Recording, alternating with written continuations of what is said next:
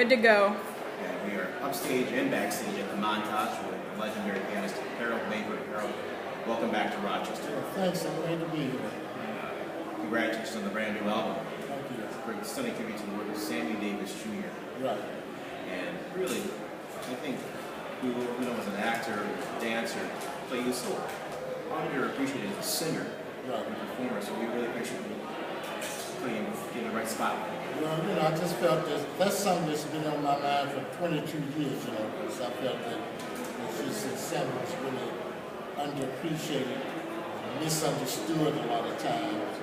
But I always felt that he was by far the greatest entertainer in the world. Literally, I just saw something on YouTube where he was actually playing the vibes. I mean, really playing. Yeah. And so I decided to do this, just to honor him because I knew nobody else would do it.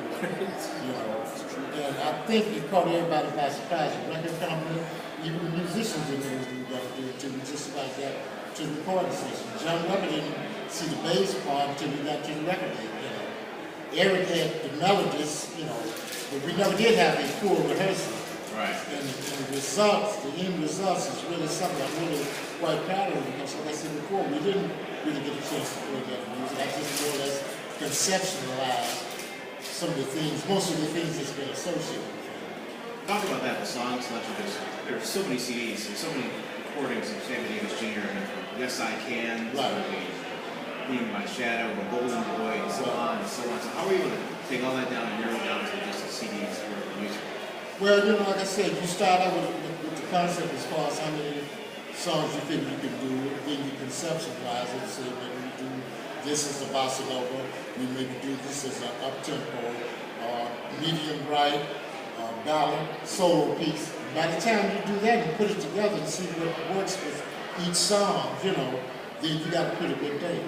So that part of it was pretty easy. I always felt that I got to be me, which sounds good with a 3/4 feeling to it. So I wrote like a little introduction. And like I said, it really turned out better than I thought it would have. And I think it's still being very well received pretty much all over the world. When I said most of the countries that we've been in, like Europe, Japan, different places, they seem to really like it. So I'm really happy about it. The only song that wasn't directly associated with Sam was the title, Mr. Lucky. But I felt that's something he could have done his way. And it just so happens that the title is Mr. Lucky. So that has kind of helped promote it also. Speaking of the great Harold Mabern, Harold, this year marks the 75th birthday of Lee Morgan. Oh, yeah. And, isn't that something? Can you give us some ideas what it was like to be with the man as well as be on the bandstand and your thoughts on it? Oh, he was, not to be redundant, he was a true musical trumpet genius since he was. Plus, he was very smart aside from music, very smart, and his musicianship, man, it would be hard to top that because he was really one of the best trumpet players of the past, present, or the future, really. Any kind of music you put in front of him, he could sight read it, not a perfect. And he had a way where if you just wrote a piece of music, you didn't have to put accent marks. In other words, accent marks are the real marks that musicians put to help the performer color the song itself. It's like you bake a cake, a plain cake. Then you say, well, let's put some icing on it. Lee Morgan was the icing for the cake. Because he just knew how to put little things in the music that wasn't written into it. So, it was a joy to be around him. He treated me great too. Yourself, Billy Harper, Freddie Waits, and Jimmy Merritt, all of you are carrying on the legacy. How do we continue to carry on the legacy of Lee Morgan's music? Just by playing it, just by playing on the stereo and playing the way he played, giving it all to the people. He was a people person. He played for the people. You see a lot of guys, young and old, I tell them, especially young people, when you come into a club or venue, you can't play for the guys, for the cats.